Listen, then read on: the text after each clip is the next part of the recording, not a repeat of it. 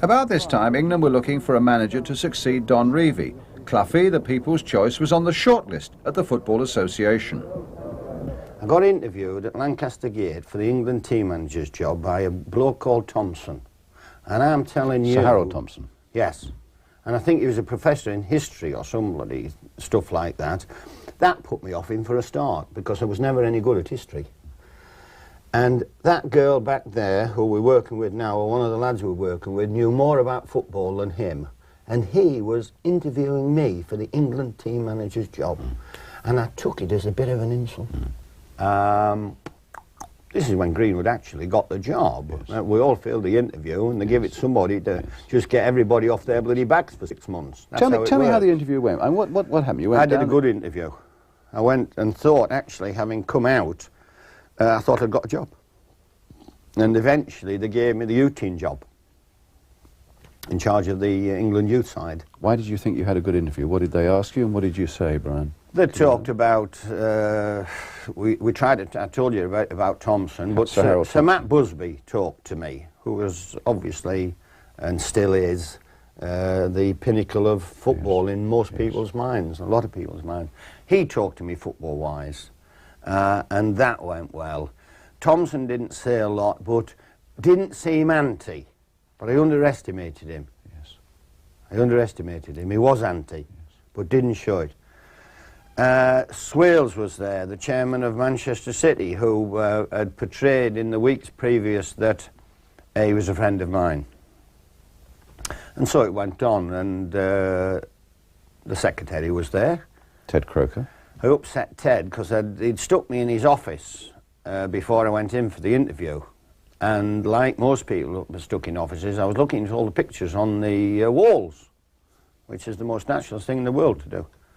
And I saw the England teams of old in white shirts. And in those days, England, when I went for the interview, were wearing a hideous strip by a firm called Admiral. And the first thing I went in when I said the interview, I said, Ted, I said, you want to get back to the white shirts? Why, Brian? I said, because white is good for England. And it's good for us, and I've been looking at the photographs in your office and all that. Oh, we've got to move with the times. I said, bullshit.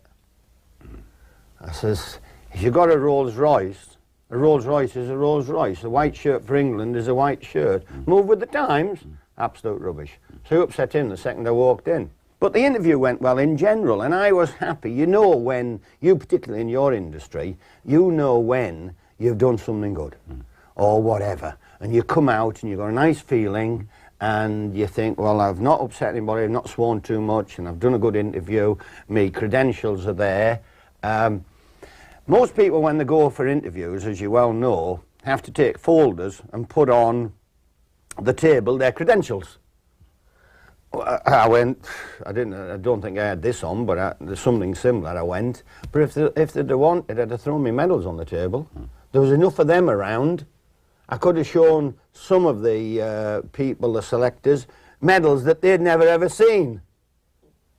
And the clubs that they were involved with had never ever seen, and never seen since.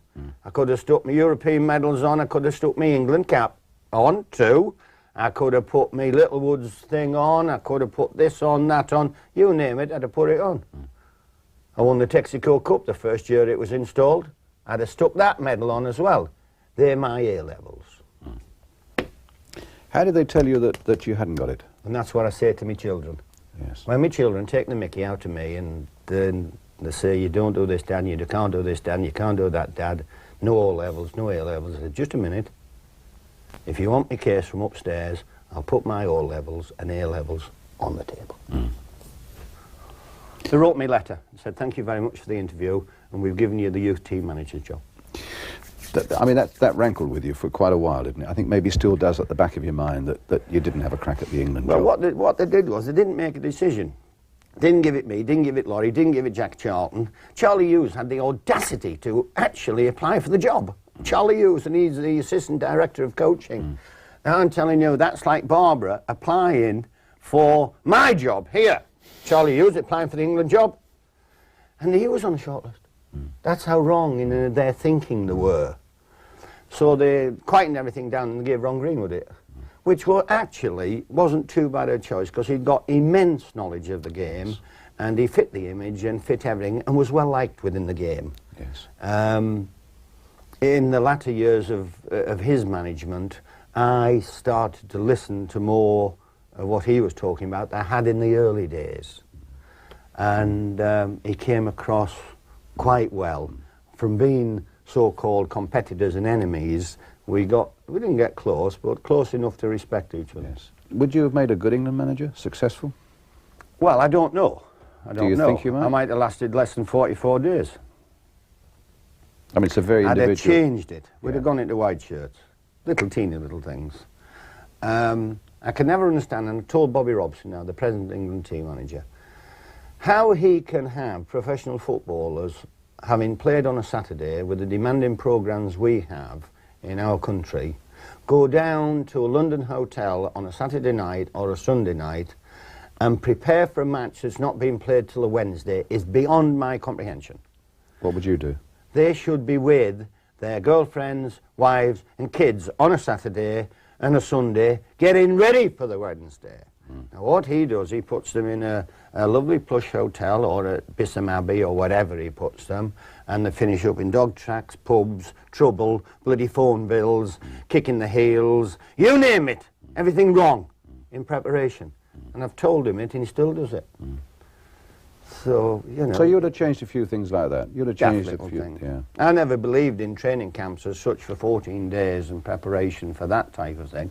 Preparation is relaxation. I'll tell you the first one who taught me it, and I didn't twig it till many years afterwards. When I was involved playing-wise with England, a guy called Walter Winterbottom was in charge, and they gave him a knighthood now. Once again, a charming man. As good a judge of centre-forwards as I was with Fashanu, Wallace and Ward. None of them could play, and he couldn't judge me, because I could play.